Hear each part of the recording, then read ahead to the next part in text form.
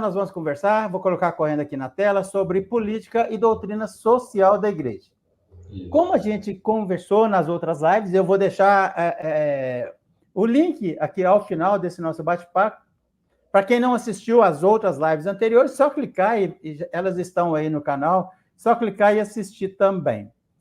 Então, gostaria que você fizesse, como nós fizemos em todas as outras, Elvis, eu chamo de endereço, né? O endereço dentro ali dos livros da Bíblia, as referências em relação à doutrina social, e creio que você vai falar especificamente sobre a política. Fique à vontade, Elvis. Obrigado, Deodato. É isso mesmo, né? Eu acho que é sempre importante a gente começar fazendo um pouco dessa relação, dessa aproximação entre o tema que a gente vai tratar na noite com a Bíblia, né? Pelo menos algumas notas bíblicas, fundamentações em relação ao nosso tema. O tema de hoje é política.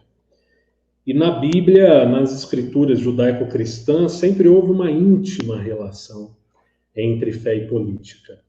E primariamente aqui a gente pensando política no sentido mais amplo, né, enquanto a nossa capacidade de relacionabilidade, né, a politicidade, que é uma característica nossa, de nos relacionarmos com os outros, de vivermos em sociedade, essa perspectiva, então, todos nós somos políticos, né, somos pessoas ligadas, né, ao convívio com outras numa determinada polis, numa cidade, numa realidade social que a gente compartilha.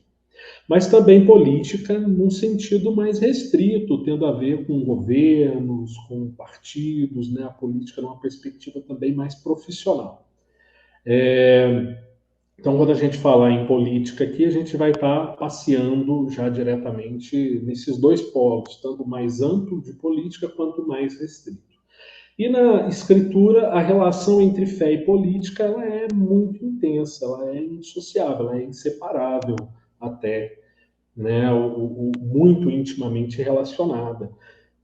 Se tomarmos o Antigo Testamento, o povo judeu ele já considera, inclusive, Deus como Senhor, né, como o grande administrador, a grande autoridade, o grande governante de tudo que existe. Então, essa realidade já é marcante na visão de mundo do povo judeu. Né? O povo judeu se organiza, ele se vê justamente como um povo, né? Um conjunto de pessoas chamadas por Deus, então se reconhece vocacionado por Deus, esse Deus os congrega. Então você tem aí a ideia de congregação, de reunião, né? De relacionabilidade, você tem aí uma politicidade intrínseca, né? Como acontece com a maioria esmagadora das religiões de grande porte, de grande número de pessoas, né, de membros. No Antigo Testamento nós temos logo ali na Constituição do povo de Israel uma passagem marcante do modelo tribal de organização para o modelo monárquico. O povo, num determinado momento, por volta do século XI a.C., o povo reclama a necessidade de ter um rei, porque na organização tribal não se tinha um rei, né? E o povo sente a necessidade de ter um monarca, um rei, para tornar visível o senhorio, a designação, o desígnio de salvação, né? Um rei que pudesse ser essa grande figura defensora dos fracos, promotora da justiça, de uma estabilidade social, né? O povo queria um rei para poder construir um exército estável. Então, tem muito essa relação então, da vivência da fé com a instituição sociopolítica. Né? E um rei, portanto, que fosse ungido, que fosse consagrado, considerado, portanto, enviado por Deus. É aí que começa, então, o período monárquico do povo judeu, da história de Israel, que vai ter ali como primeiro rei Saul, depois Davi, Salomão, Reboão. O reino se divide em reino do norte e reino do sul depois, porque você tem uma carga pesada de impostos e tal. É um cenário muito delicado, né? Porque quando o povo pede um rei, Samuel, o profeta, ele alerta das desvantagens, dos riscos, dos perigos de se ter um reinado, de constituir uma monarquia para esse povo.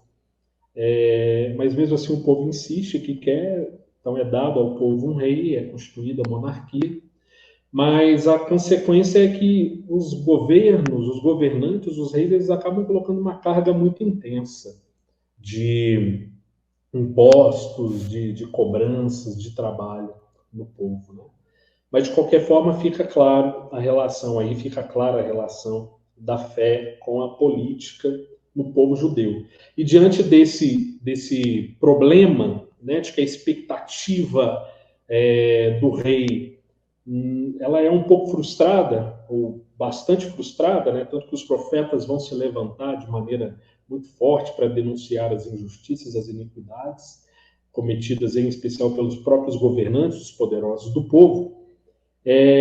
E se desenvolve muito fortemente, então, nesse povo, a expectativa de um Messias, de um novo ungido, de um enviado, que fosse de fato cheio do Espírito Santo e pudesse conduzir o povo pelos caminhos da justiça. Isso vai perpassar a história do povo de Israel, e é quando temos, então, a figura de Jesus, na perspectiva, então, agora já judaico-cristã, né?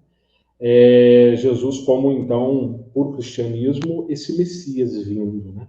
No Novo Testamento, então, nós vemos também essa relação fé e política muito intensa, a partir do momento em que o povo cristão ele se vê como um povo que cabe viver nesse mundo com o espírito cristão, cabe viver nesse mundo como um cidadão do céu, impregnando as estruturas desse mundo com os valores do reino, com o espírito de Cristo e tal.